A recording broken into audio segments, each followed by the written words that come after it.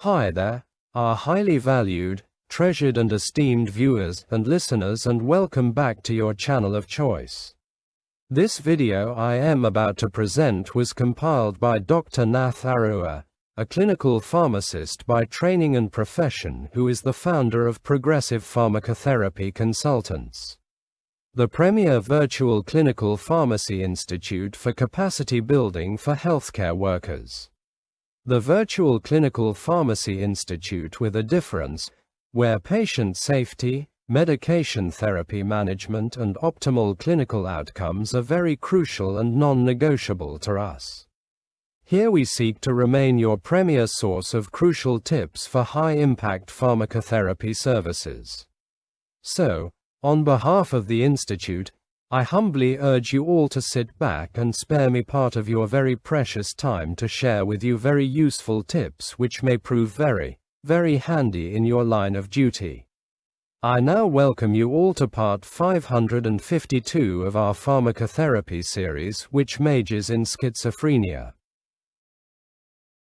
The first case reads, JPJ, a 26-year-old, single female college student, was brought to the emergency department of the local hospital by her school's campus security at 3 a.m. after she was found running naked through the campus screaming, "They're after me and won't leave me alone.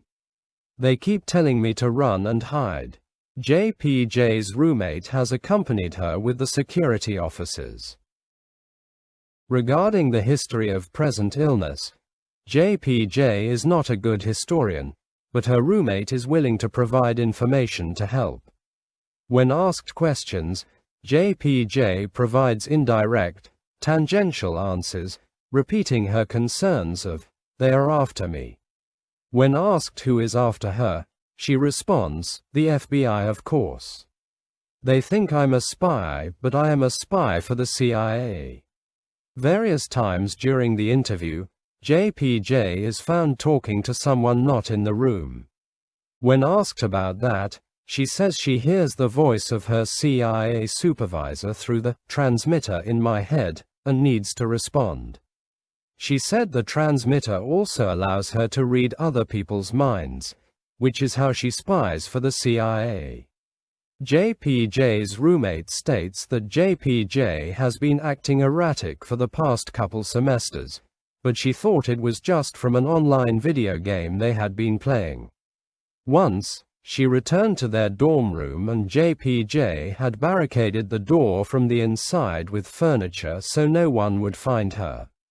She states JPJ is often up late at night on her computer, which she says is to look for traces of the enemy spies. Regarding her medical history, JPJ has no significant medical or psychiatric history. She has never been hospitalized or treated for any psychiatric condition in the past.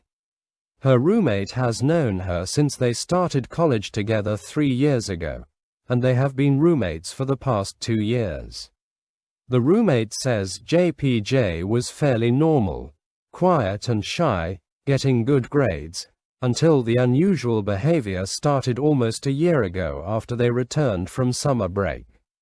She says JPJ's behavior has gotten increasingly unusual and erratic since then.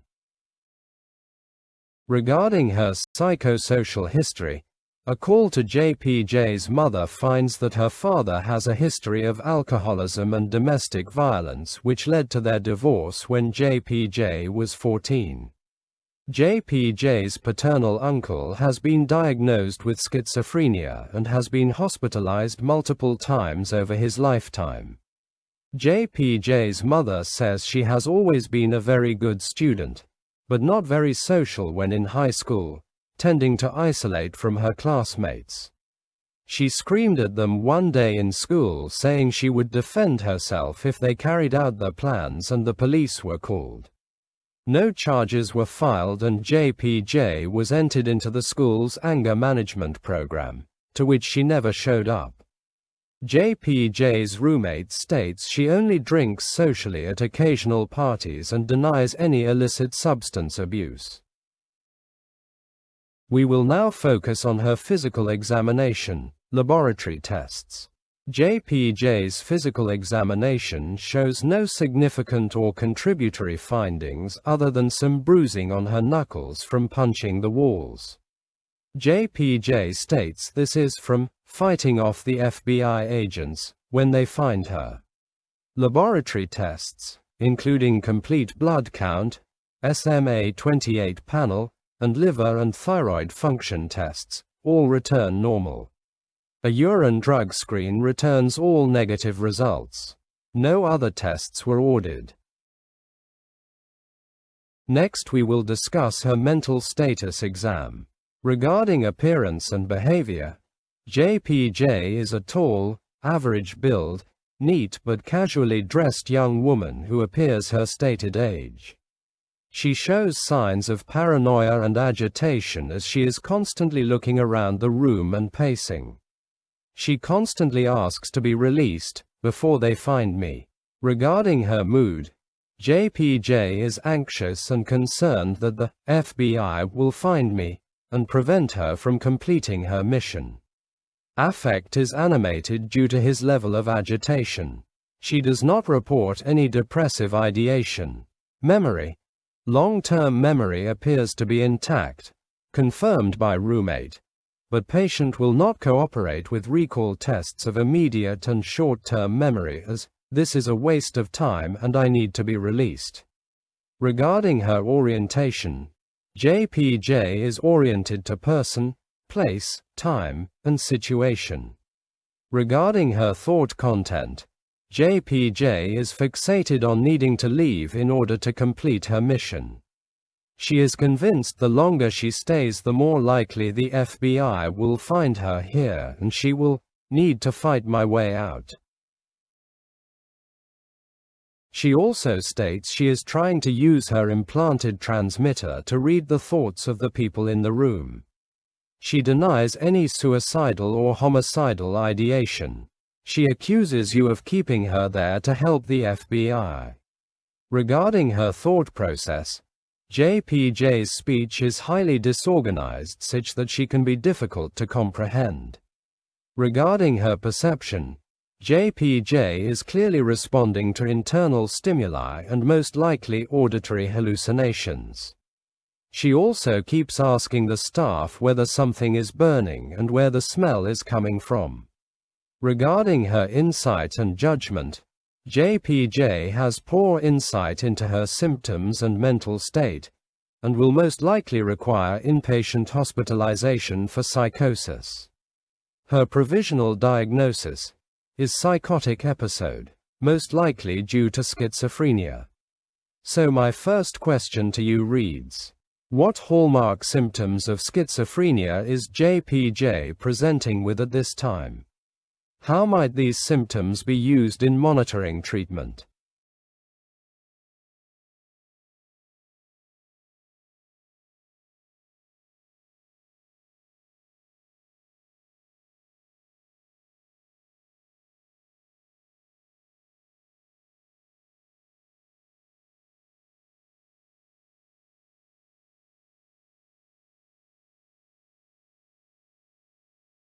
JPJ currently presents with a number of hallmark symptoms of schizophrenia.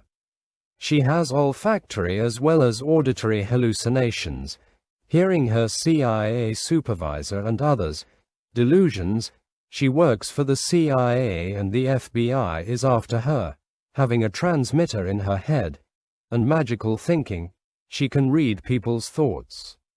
She shows conceptual disorganization in her speech.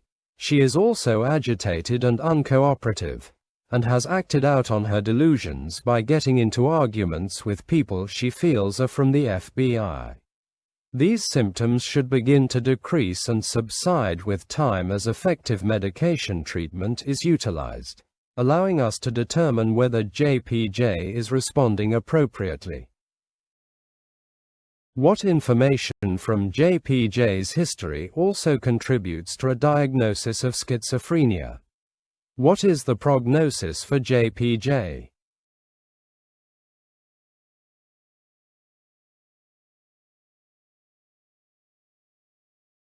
Although JPJ has had no previous psychiatric treatment, she is in the age range for an initial psychotic episode of schizophrenia, late teens to mid-20s.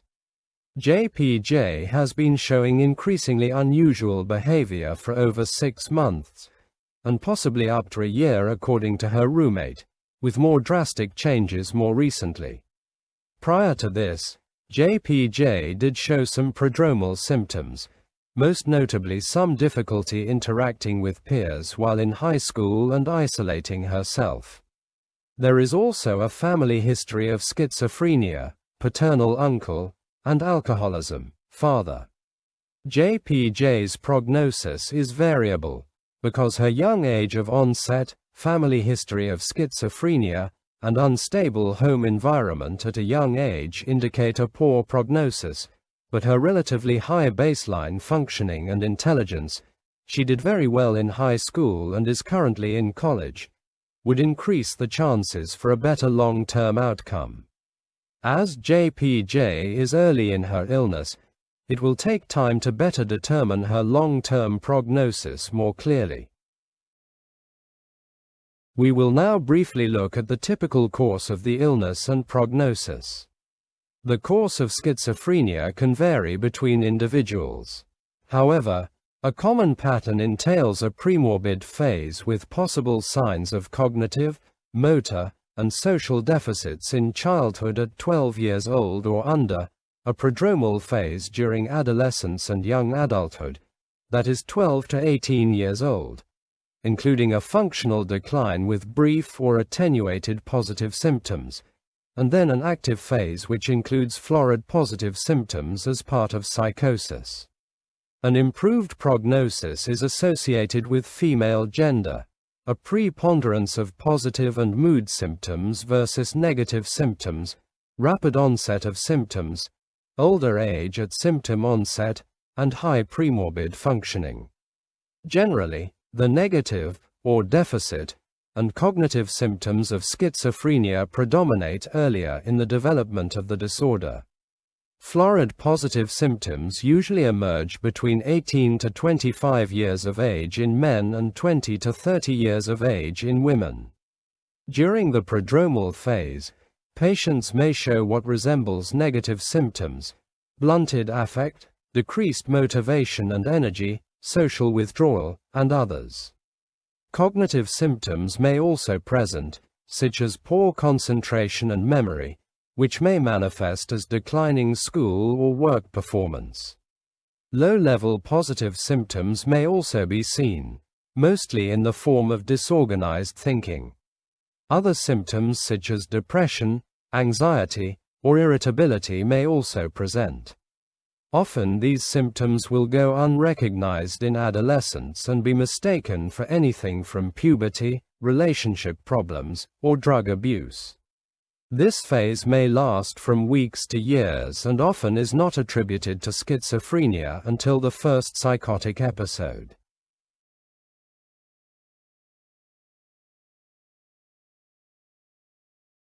In many instances, patients will convert to a full schizophrenia diagnosis with more significant positive symptoms and go months or more before receiving treatment.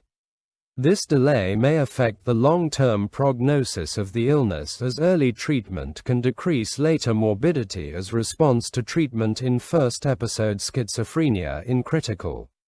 After an active phase of schizophrenia, which can last a large part of adulthood, patients usually enter a residual phase of chronic disability. Later in this phase, symptoms may become somewhat similar to the prodromal phase. As the disease progresses, residual symptoms may increase between episodes and make normal day-to-day functioning difficult. As the patient ages, the medical complications of schizophrenia, treatment-emergent metabolic syndrome, and effects of tobacco use increasingly take hold. Patients with schizophrenia have a life expectancy 9 to 10 years shorter, or more by some estimates, than the average population. The disease often becomes characterized by a preponderance of negative symptoms and cognitive deficits in those living into the later years. However, with early intervention and support, many patients can achieve symptom control and lead meaningful and fulfilling lives. So there you have it, our highly esteemed viewers and listeners. That brings us to the end of this video. If it benefited you in any way, kindly remember to give it a thumbs up, to like it and to share it widely with your peers. Please leave your comments at the bottom. And if you haven't yet done so, I humbly urge you to subscribe to our YouTube channel. I would like to promise you all that the very, very best is yet to come. Thank you very much for viewing this video. On behalf of our senior colleague, Dr. Nath Arua, I sincerely appreciate your partnership, continued support and kind collaboration. We look forward to interacting with you in the next video, which will be part 553.